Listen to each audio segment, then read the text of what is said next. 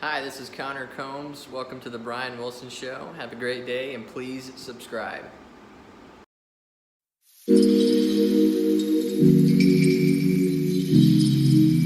Please welcome my very, very longtime best friend, Miss USA 2018, my friend Sarah Rose Summers.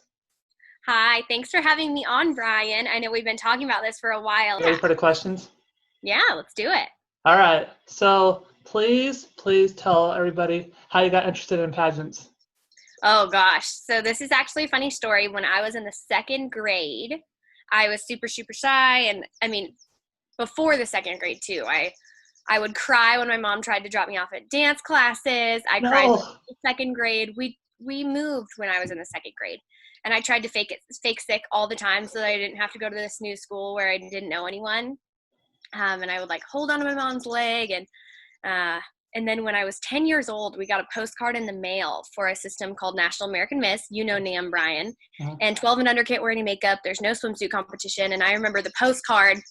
First of all, you know how exciting it is when you get mail, especially when you're younger. It was like, what? I have mail addressed to me. There were girls my age in pink T-shirts that said National American Miss on them, and they were dancing and they were having fun and smiling at each other. And it was inviting me to compete in the state competition or apply to. And I was just really interested in it based on this postcard. My mom thought it was crazy. She was like, you want to do what? She thought I'd forget about it. So I brought it up again. And she said, okay, ask your dad. So I asked my dad about it. And he was like, yeah, sure. And then again, I still didn't let it go. So we competed, had no idea what we were doing. I didn't place at all my first year, not even in the top 15, but I grew so much confidence and I really broke out of that really shy shell. So I competed for 5 years before I ever won my first title. How old were you when you competed? Like the first time? Freshman year of high school is when I won National American Miss Junior Teen Nebraska. And then I went to nationals and won nationals. Not that one, actually. That was 2 years later, but yeah. Really? That's awesome. Yeah. I still have it. Aw. You've got the Miss USA one too, right? Yeah, that one's cool. I remember you wrote, you're amazing. I know I'm not exactly famous. Well, because you have all your autograph cards from famous people. And I also have this little thing. Hold on. Oh my gosh, senior pictures? That's awesome. And I have this. Oh, you're so sweet. And hold on, let me see if I can find.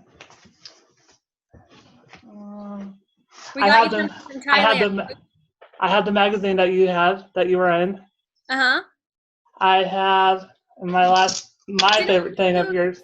A bowl? Yeah, from Thailand. Thank you for thinking of me, by the way. Of course. Good.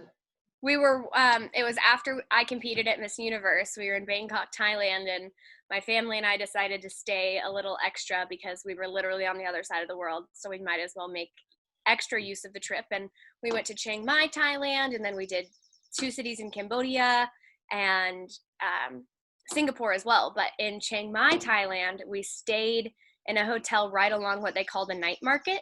And so kind of like, have you been to like the farmer's market on like Saturday mornings in downtown? So it's kind of like that. Every single night, people bring out the things that they make and clothes and souvenirs. And so that's where we got that. That's cool.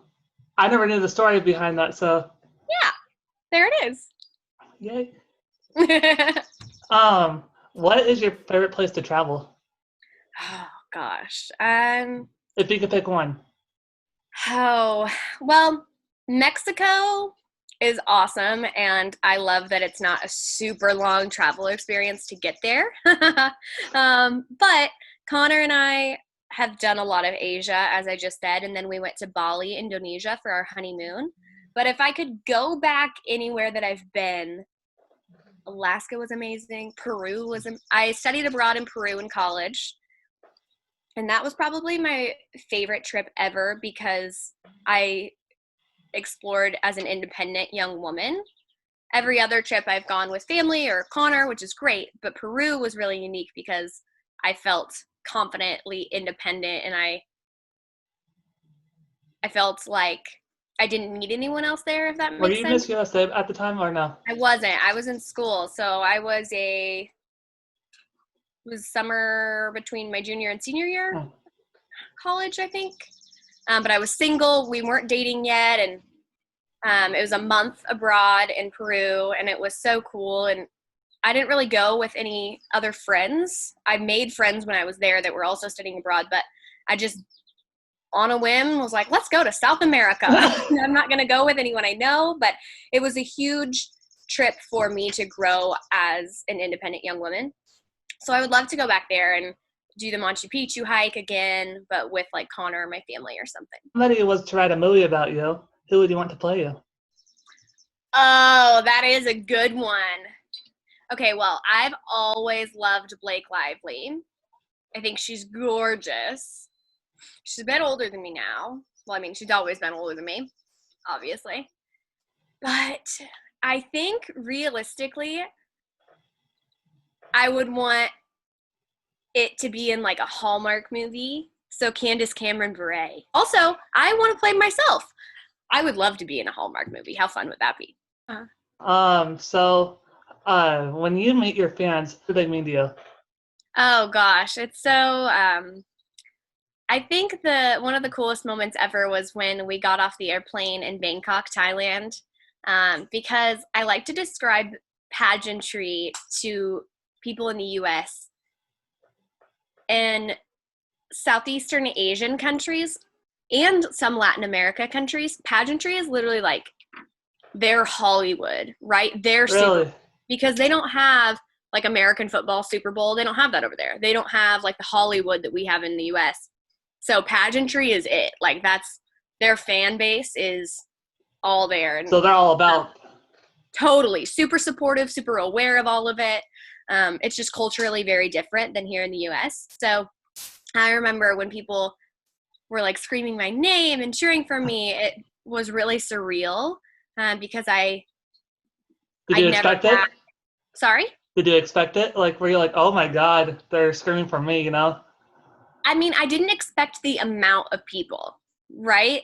Especially from different countries to know who I was, first of all. That's just really surreal and kind of cool. I definitely have imposter syndrome sometimes, which is not a bad thing. It kind of comes along with being humble. So imposter syndrome meaning, oh, weird, they're cheering for me. I feel like they should be cheering for someone else, you know? I just... Because you don't think of yourself like of that big, you know? You're like, why are they calling my name? Right, exactly. Yeah. So, this fan, I don't know if you know who she is. Taylor Marie, you know who she is? Through the social media. She said that that is her biggest dream to meet you, and that you inspire her, and that you're her. Nicest. Yeah, you are her role model. So Oh. she wanted me to tell you hello. Well, hey, Taylor. Yes. Thank you for chatting with my friend Bryan. When you came back to Papillion South for a circle of friends, what was going through your mind when you first walked through the crowd? Like, remember how we did the escorting? Yeah, Like, it what was were you really thinking? cool. So Bryan is talking about when I came back to Papillion while I was Miss USA, which is my hometown. I went back to my high school and did a speaking engagement with the whole freshman class. And then we also had lunch with the Circle of Friends group, which is what Bryan and I were together in high school. And she surprised me, by the way. Yeah, well, I had arranged for Bryan to be there through Miss Settles, who was our old assistant principal. She's the best, just the sweetest. And so Bryan was there, escorted me from the car inside the old high school, and it was definitely strange to be back where we were every day for 4 years. The memories came back, didn't they? Sorry? The memories all came back, didn't they? A little bit, yeah. And you know what was the coolest part was seeing some of my old teachers that were like, oh, I've been following you. Congratulations. I'm like, oh, thanks. You're like, I am.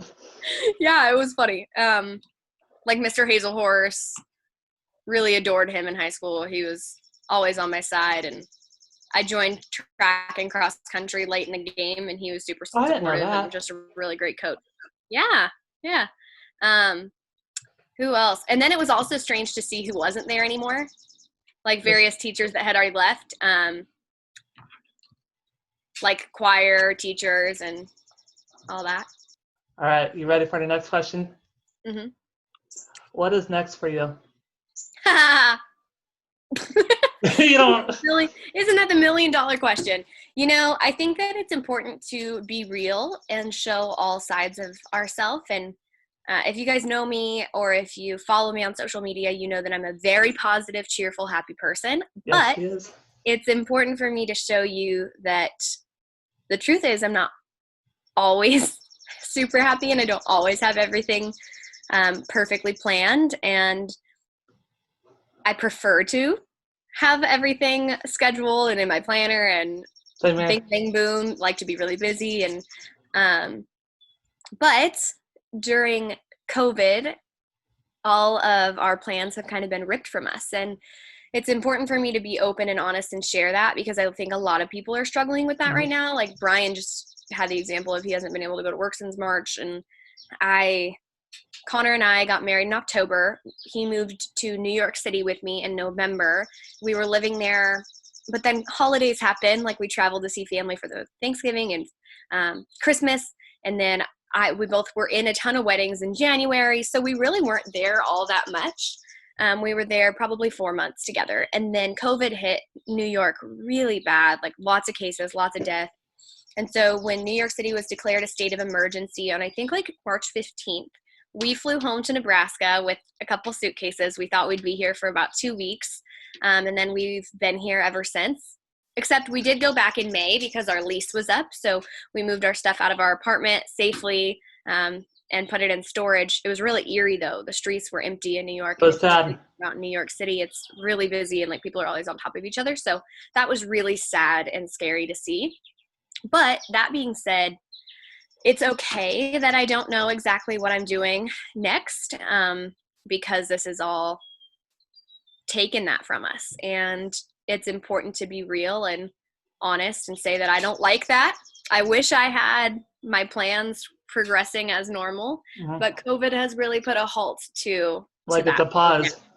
Exactly. But things that I'm continuing, social media marketing, working with brands that I truly admire. So I have some friends that are like, no, I don't follow any bloggers because they just share stuff because they get paid to do it. And my response to them is, oh my gosh, I would never share a brand that I didn't actually like. So I'm very grateful that I can be in a place like this, having a social media presence in order to make some sort of income during this time. And then I still do have my podcast that I'm really passionate about. It's called More Than a Crown. Can you talk about that? Yeah, I would love to. So More Than a Crown is a podcast that's available on Spotify, iTunes, Stitcher, pretty much Google Podcasts, anywhere you get your podcasts. And it's called More Than a Crown, not because it's a pageant podcast. In fact, it's not a pageant podcast, but it's called More Than a Crown because we're all more than our labels. We're more than our best successes, our greatest successes in life. We're more than our biggest mistakes. And so for me, at the end of my year as Miss USA, I wanted to have a platform where I could continue to share my voice and inspire others, but also bring other people's wisdom on to share with my listeners too. So that's why the podcast came to be, and I'm really passionate about it. And I've had awesome guests. It's predominantly female focused, but some episodes you may enjoy, Bryan. All right. So if you wrote a book, what would the book be about? If I wrote a book, it would be regarding the topics that I'm passionate about, and I think it would be more of a self-help, inspiring, motivational book rather than like a storyline, if that makes sense. I would use real life experiences from my life and inspire others and educate through them so they could learn from my mistakes, they could learn from my successes. And I think I'd roll with the same concept of more than a crown. Like we're all more than the number on a scale. We're all more than our grades in school. We're all more than whatever labels we put on ourselves or that society puts on us. And I think it'd be a good book for anyone to read, but especially like mid-20s. I feel like mid-20s, you're out of college now, you're probably in a job, but you're kind of figuring out what's my purpose, what's next for me. There's got to be more than just this. And so it's something I've put some thought to, Bryan. So going back to Miss USA, can you tell me something that you learned that you didn't know before? Ooh, about myself or about the world? There's so much. About just like yourself, like. Okay, something I didn't know about myself.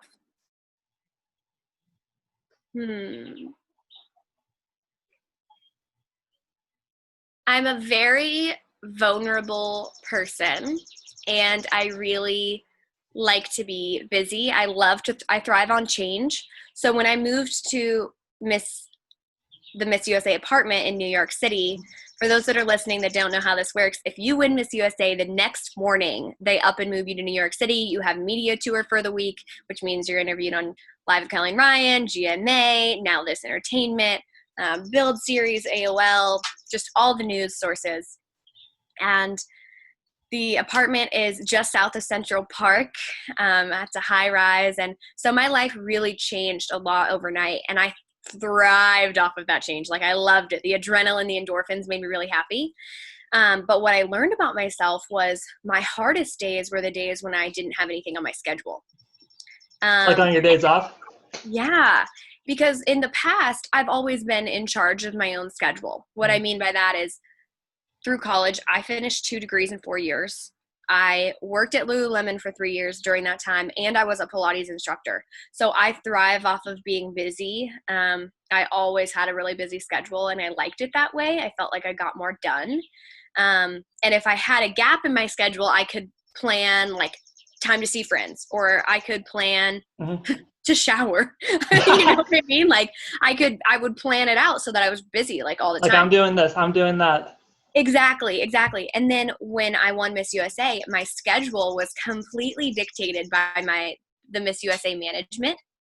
And so what I mean by that is they would schedule a lunch with a sponsor. And then that afternoon I would have a philanthropy event, for example. But then the next day I might have nothing on my schedule at all. So when I was traveling as Miss USA to other states and countries, I was pretty much busy like from morning to dusk, right? And then when I was actually in New York, I'd have more off days than I would have anticipated.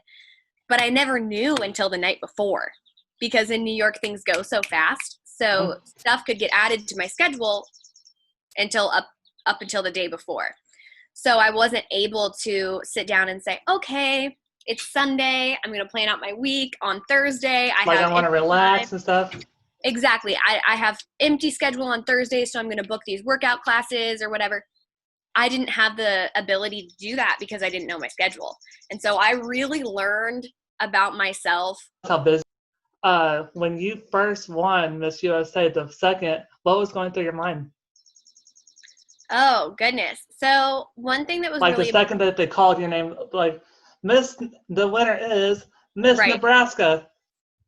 So I can't tell you because I really don't know. So up until the moment that they called the winner, like when I placed in top 15, placed in top 10, 5, 3, and then 1 and 2, I can tell you what I was thinking about during the 1 and 2 moment. Kaylin and I were 1 and 2. We were actually already good friends, which is a really unique top 2 experience. So blessed for those memories. But we were telling each other, okay, whoever wins, like, we'll visit the other one in New York and come stay at the apartment, whatever. And then when they announced that I won, I like emotionally blacked out. So went down. I had been super present in every moment, observing and taking it all in. But when that happened, I was gone. It was all things lost. Because I remember they, as soon as they said Miss Nebraska, I'm just going to do it real quick. You're like you went down. I'm like, oh my God, I feel so happy for her, you know? Oh, thanks, Bryan. Yeah, I mean, I never expected it, ever, at all. My In fact, one story, do you know about when Connor called me and asked, what are we going to do if I win? Do you know this story? Oh, it's pretty funny. So I did not expect to win at all. My goal at Miss USA was top 15. Nebraska had placed in the top 15 before, so that was my goal. I had planned to go back to Omaha afterwards. I had just completed my certification exam to be a certified child life specialist, so I planned to get a job, all that schooling. Now it's time for a job. And when I kept placing higher, I like was that shocked. night? Yeah. But a couple nights before that, after the preliminary competition, Connor called me and I was like, babe, what do you, like, we're not talking during this time. I don't have time. And he said, we need to talk. Like, I've been following these blogs, these boards, and the posts you're getting tagged in. And I think you could actually win this thing. What are we going to do? And I was like, no, this is so silly. That's not going to happen. And he said, well, I think it's possible. What do we do? And I said, this is so hypothetical. We'll cross that bridge if it happens. And then it actually happened. So that just goes to show how much I genuinely did not expect it at all. Because when I found out that you were coming back for your homecoming tour, not Misty, it's Misty to me. Your mom contacted me 2 days before, and she was like, "Hey, Sarah's coming back for like a week. Do you want to come see her?" And I'm like, "Yeah, I want to come see her." Yeah, And then it was that open house night. I thought she knew I was coming, but as soon as I was walking to the line to meet you, you were like, yeah. So, what inspired you to make a website and like an online store? So my online presence was important to me because social media is great, but you never know what could happen if Instagram goes away tomorrow. I wanted to be able to have a website that was a hub of everything for me. So if you go to my website, there's an About Me section. There's a place for people if they want me to come to their speak at their event. They can fill out their proposal for me there. It's just really the hub of everything. And then I do have a few blogs that I had written, but I decided afterwards that that's not my thing. I really prefer shorter captions on Instagram than a full-on blog post. But I tried it, and that's what's important. And then on my website too, there's the online store. And currently what's on there is during quarantine, I've been doing the quarantine pageant coaching and mock interview coaching. So that's been really fun and something unique that I didn't plan to do. But like I said, we're taking the current events as they come and we're adjusting our plans. So when you do the mock interviews with the girls, what is the reaction like when they meet you? So I've had a lot of different reactions. I've had like super sweet and so excited and so complimentary. And then I've had girls that were really shy at first. And then I've had girls want to take a picture through Skype, and it's been really fun. And, it's still surreal to me that I have that power to make someone so happy, and I try to utilize it to the best of my ability. So my next question, speaking of quarantine, what has been your favorite game to play? Oh, so at the beginning, we were all up in like the old school games, Clue, Guess Who, but I think what we play most is Trains Dominoes. So I don't know if you've ever played it before, but there's a domino in the center, and then you try to get rid of your dominoes first. And Connor is like so good at it. It's frustrating. It's really fun. The whole family plays. My favorite game that we've recently been playing is Connect 4. Well, we play it on the texting too. Mm-hmm. Oh, I'll show the camera. Let me find it.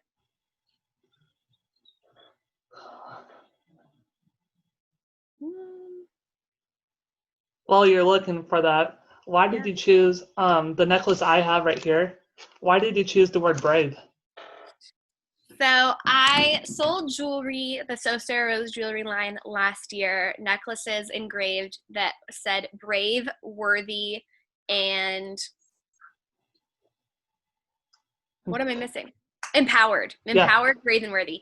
So before I chose those words, I did a survey of the women in my life, and I asked what word they would want to receive from a friend that would encourage them, or that they would want to have for themselves.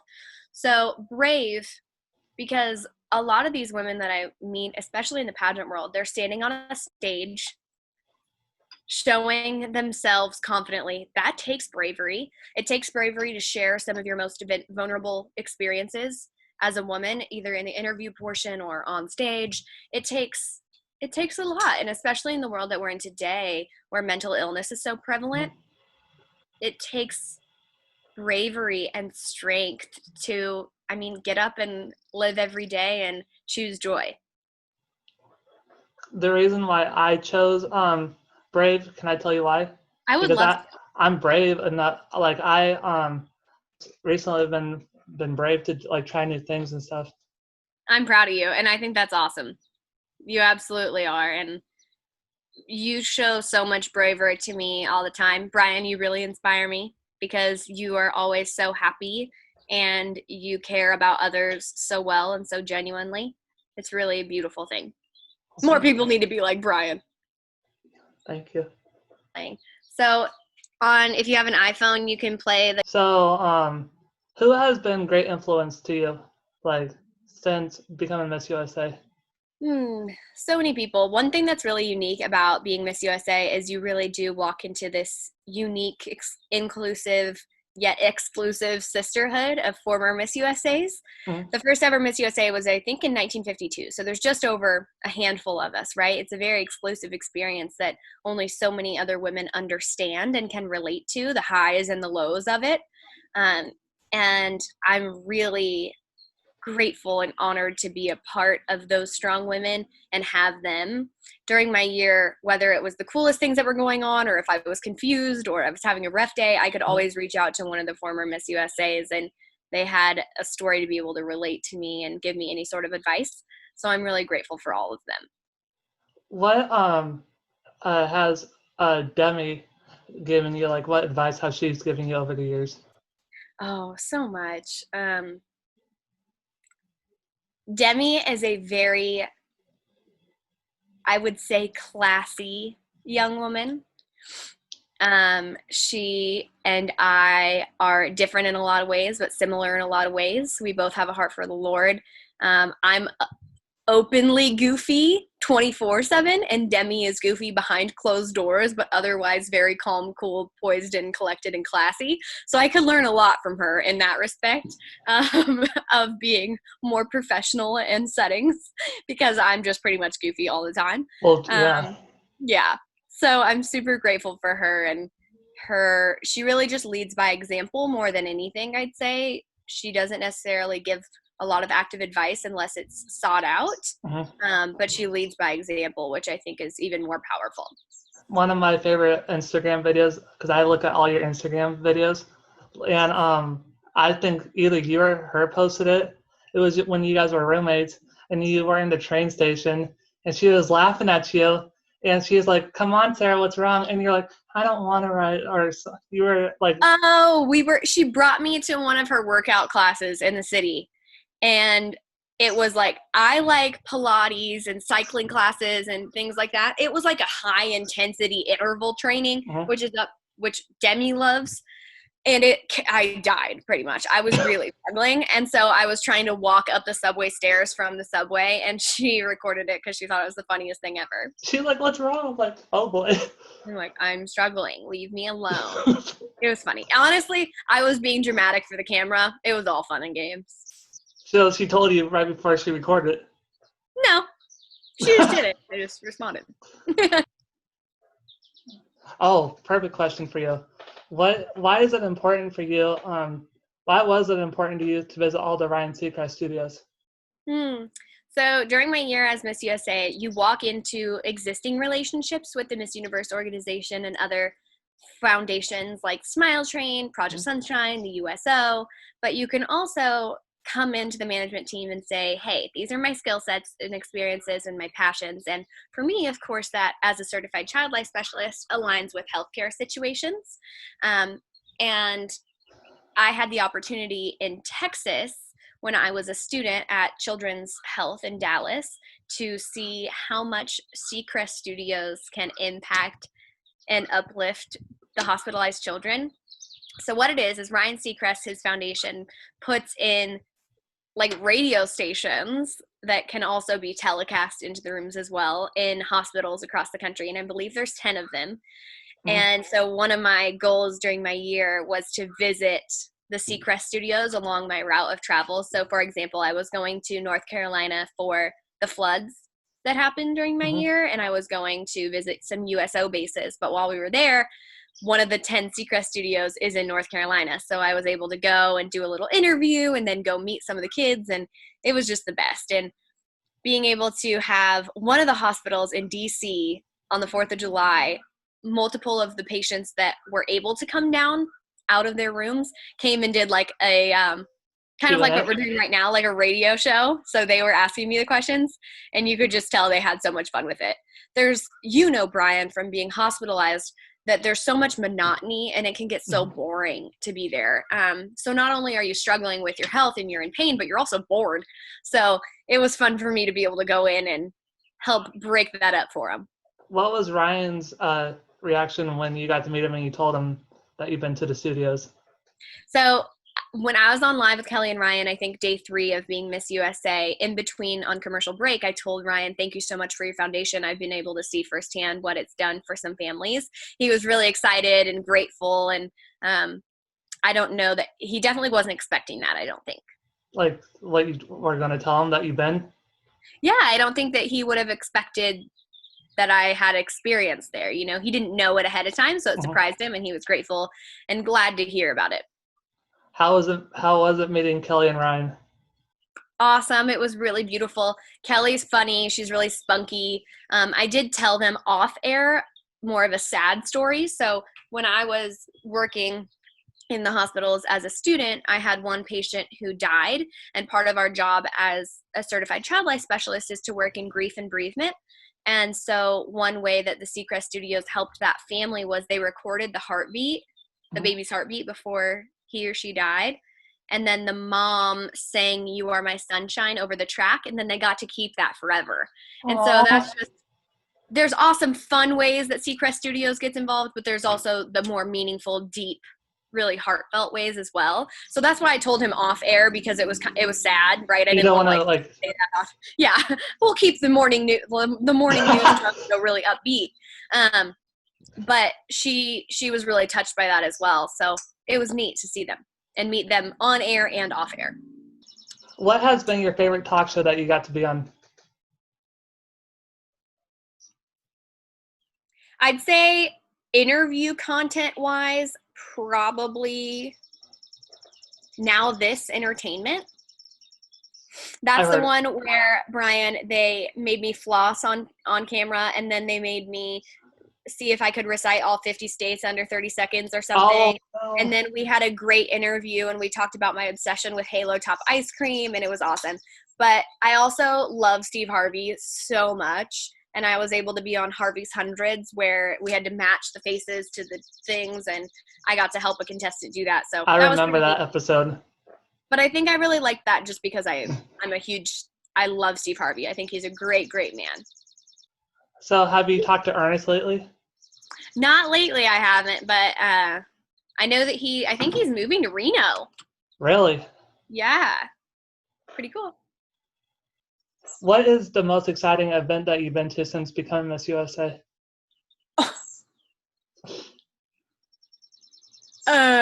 Most exciting event. Wow. Well, I was able to be a guest correspondent from Miami Swim Week the summer that I won. That was cool. And I was able to go to Tim Tebow's movie premiere in LA. That was a beautiful thing to be able to support my friends at the same time. And then, oh my gosh, the most extravagant event. I've been to so many amazing ones that I never would have expected to, but I think more than just that, one of the experiences I had that changed me the most was when I visited Mexico City with Smile Train. So my eyes were really opened to how different healthcare is abroad, especially in Mexico. So we visited private and public hospitals, and those were completely different, right? So the private hospital in Mexico City was much more modern looking, more like you would expect here in the US. And then the public hospitals were more, it reminded me more of almost like a strip mall. And that's where these families were able to have surgeries provided for them that they otherwise wouldn't be able to have for their children who had cleft lip or cleft palate, to have these surgeries, not only for aesthetic purposes, but for the health of the child as well, so that you can breathe and eat and drink as you need to survive. And that was just eye-opening to me. The gratitude, how grateful these families were, was just so beautiful. And I feel like here in the US, we can tend to be very complacent and just think the way that we live is normal, as far as how grateful and how fortunate we are. But when I saw how grateful they were to have so much less than I have, it was eye-opening and definitely changed my perspective on everything. Can I tell you something really quick? Yeah. The reason why I started this web show is because of you, and because I used to listen to a couple of your episodes of More Than a Crown. And so you are one of the main inspirations why I started my web show. Thank you, Bryan. I'm so proud of you. And like I said at the beginning, I think it's awesome that you've thought about doing this for so long and you put it into action. A lot of people have dreams and goals and ideas and then never actually do them. And I'm so proud of you that you're doing it. Thank you. Of course. I'm excited, and I'm excited to see who else you have on and how you can touch people's lives and inspire other people like you and different from you to follow their dreams too. So go you, friend. And everyone listening and watching, thank you guys so much for supporting my good friend Bryan. You can subscribe to his channel, head to his social media, or if you want to see mine as well, I'm at Sarah Rose Summers on Instagram. We're always here to chat and be a support to you. So thank you guys so much for listening. Thank you for being on my show. Thanks, Bryan. Thanks for having me. Thank you. Shall talk to you later. See you later.